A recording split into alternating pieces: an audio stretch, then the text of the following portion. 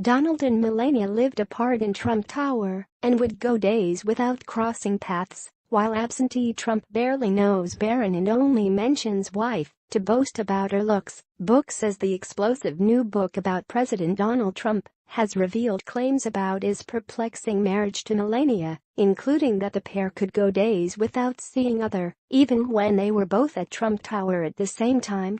Excerpts from Michael Wolff's new book Fire and Fury claim that Trump and his wife spent very little time together and that she often didn't know where he was prior to him becoming president.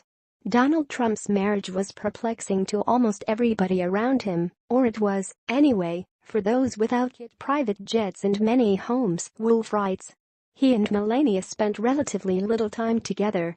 They could go days at a time without contact, even when they were both in Trump Tower. Often she did not know where he was or take much notice of that fact. Her husband moved between residences as he would move between rooms. The book claims Melania also didn't know much about his business empire and that she feigned interest in it. Trump, who has been married twice before, often referred to Melania as his trophy wife in front of other people. It further claims he had been absent for much of his 12-year-old son Barron's life.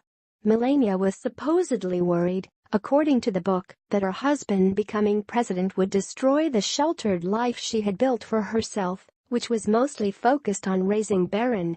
Trump, who quickly dubbed the book false and fake, took to Twitter late Thursday to say he turned down access to the author of the controversial book.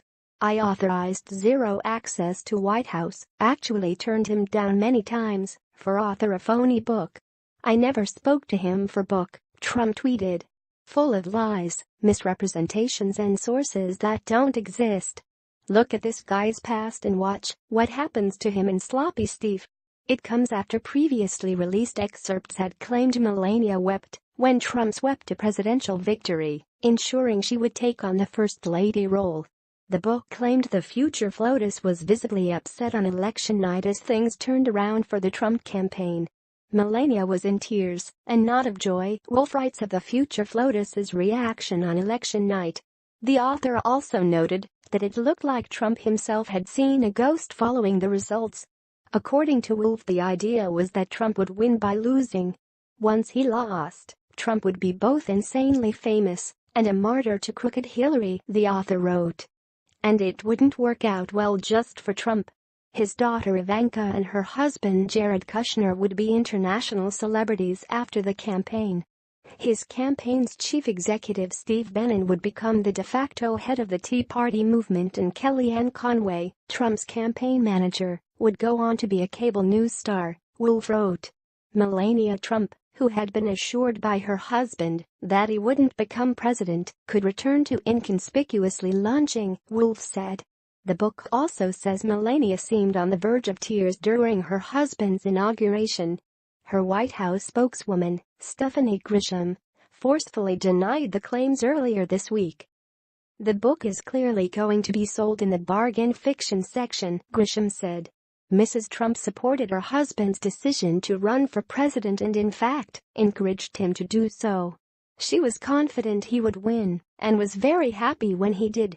It is no secret Melania delayed moving to Washington in 2017 until son Barron was out of school for the summer. Since taking over the role of First Lady, she has participated sporadically in public engagements. The book also insinuates that the president and First Lady have separate bedrooms, being the first couple to do so since John and Jackie Kennedy. Trump, Wolff said, wanted a lock for his room, much to the chagrin of the Secret Service.